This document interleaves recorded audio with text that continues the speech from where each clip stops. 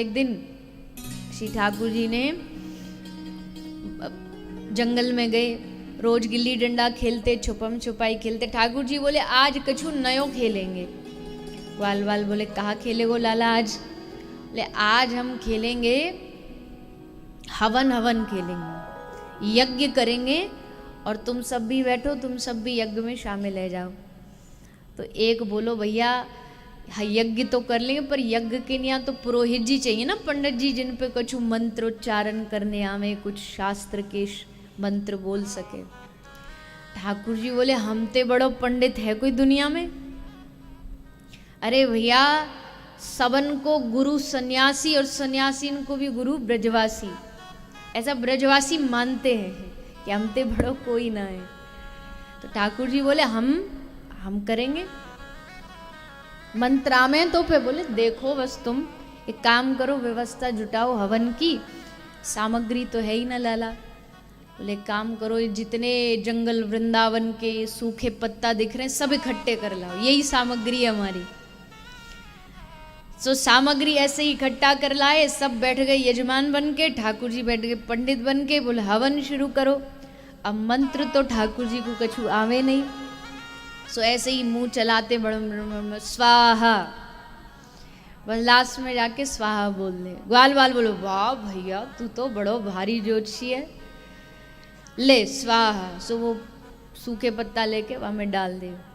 सो ठाकुर जी स्वाहा स्वाहा स्वाहा करते करते पूरा यज्ञ पूरा हो गया। अब यज्ञ के बाद भंडारे का विधान है, सब ब्राह्मणों को भोजन पवाना चाहिए। बोले लाला भोजन? ले जाओ ब्रज में जाके घोषणा कर दो कि कल नंद महल में भंडारा होगा, सब ब्राह्मण देवता पधारिएगा, कल नंद महल में भोजन उत्सव का आयोजन है। तो जाके सब ग्वाल वालों ने हल्ला मचा दिया, कल नंद भवन में भंडारा है, सब आना, सब ब्राह्मणों को न्योता है। ब्राह्मण तो प्रसन्न हो गए। एक दिन पहले से ही सबने घर का भोजन खाना बंद कर दिया, कल ही खाएंगे अब इकट्ठा, मैया के घर पे ही माल उड़ाएंगे।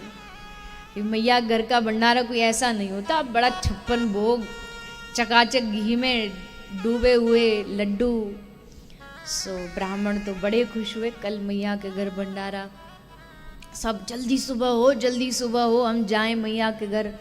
अगले दिन सुबह हुई, सब ब्राह्मण पूरी इकट्ठा होके मंडली सब समूह पहुंचा नंद महल। दरवाजा खटखटाए, मैया और यशोदा मैया। यशोदा मैया ने दरवाजा खोला, देखा सुबह सुबह से इतने सारे ब्राह्मण देवता मेरे घर का को पधारे, लगे आज फिर कोई उपद्रव करायो। मैया बोली ब्राह्मण देवता प्रणाम। ब्राह्मण देवता कहिए कैसे पधारे आप? जैसे मैया ने कही कैसे पधारे, 2-4 तो यही बात सुन के ही लुढ़क गई कि मैया को पता ही नहीं कि कैसे पधारे। हम सोचे वहाँ चकाचक माल बन रहे होंगे और मैया पूछ रही कैसे पधारे। अरे मैया कहाँ पूछ रही है, तू कैसे पधारे? अपने छोरा से पूछ कैसे पधारे। तेरे छोरा ने घोषणा करवाई कि कल नंद महल में भंडारे को आयोजन है, तो हम तो भोजन पाने आए। मैया बोली अच्छो। मैया ने तुरंत लाला को डांट के बोला इधर आ कन्हैया। तो ठाकुर जी ऐसे भोली सी शक्ल बना के गई, पता डांट पड़ेगी, सो पहले ही मुंह पूरा फेस का जो एक्सप्रेशन वो बदल के जा रहे हैं कि मैया भोली वाली शक्ल दे के और डांट ना भूल जाए। तो ठाकुर जी जाके बोले हाँ मैया बोल। मैया बोली लाला तेने इन सब ब्राह्मणों को न्योतो दियो भोजन के निया भंडारे, तेने मुँह को तो बताई ना, मैंने कोई तैयारी ना कर रखी।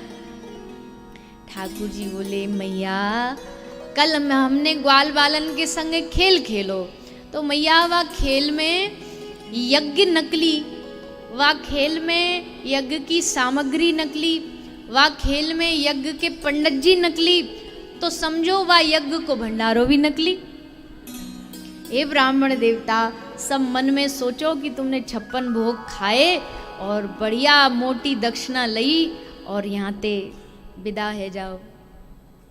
मैया बोली यू छोरा मेरी नाक कटवा के रहेगो, या कि बाबा ने जितनी इज्जत कमाई है ब्रज में ब्राह्मणन की सेवा कर करके यू सबकी मट्टी मिला देगो।